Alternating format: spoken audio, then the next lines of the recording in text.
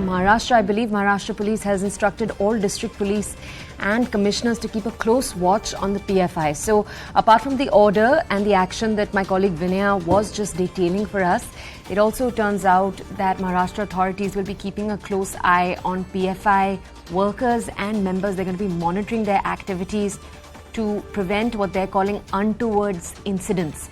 Let's go back to Vinaya right now.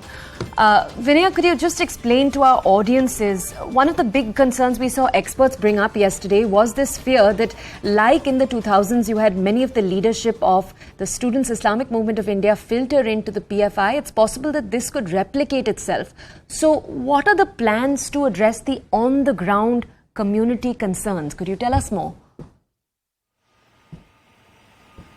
Well, yes, Toya, one of the primary concerns is that after the ban on PFI en masse, if we will see that the cadres will move on to other organizations which have not yet been banned. So right now it's a very close watch by the states, by the center, not just by the central agencies, but by each and every unit of the law and enforcement agencies, maybe the state agencies, the central agencies, or the local police force as well, to try and make sure that this does not create any law and order issue. So firstly, after the crackdown, a lot of monitoring is happening on other cadres of the PFI.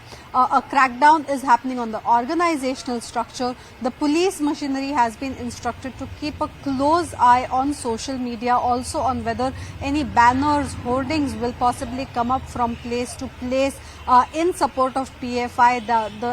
The district administrations have asked the police to work to make sure that such banners are pulled down from separate places, and a close watch is also being kept on other organizations to see if there are any repercussions that are seen due to this action. So it is right now a big law and order exercise that is being conducted from across the state of Maharashtra. Why Maharashtra? Because Maharashtra is one of the states where maximum number of raids had taken place in the last few days, from where one of the maximum number of arrests had also taken place.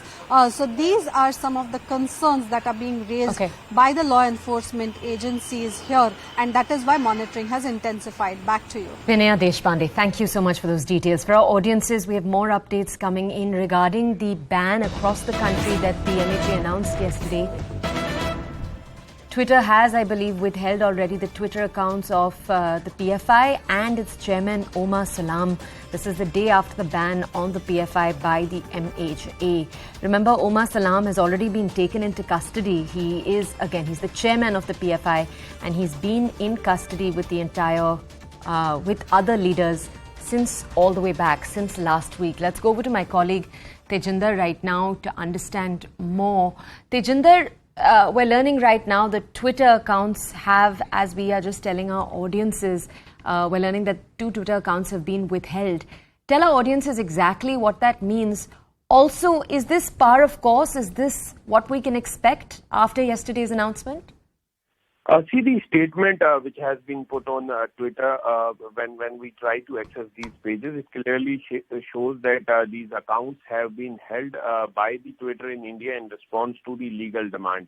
So yesterday we know that the MHA issued a notice wherein the Popular Front of India has been banned for its activities which are not in line with what is expected from these outfits. So clearly we know that NIA and other agencies, they had carried out several raids on PFI officials, their offices, and they have recovered many such material which clearly shows the nefarious designs of PFI on the agenda on which they were working to convert India into a Muslim nation, to increase the Indian population. They had those documents which suggested that they are planning to carry out some big assassinations in the country. So clearly now, yesterday when the MHA, they issued that circular wherein the PFI was banned for 5 years, several of their, as you rightly pointed out, that several of their offices bearers,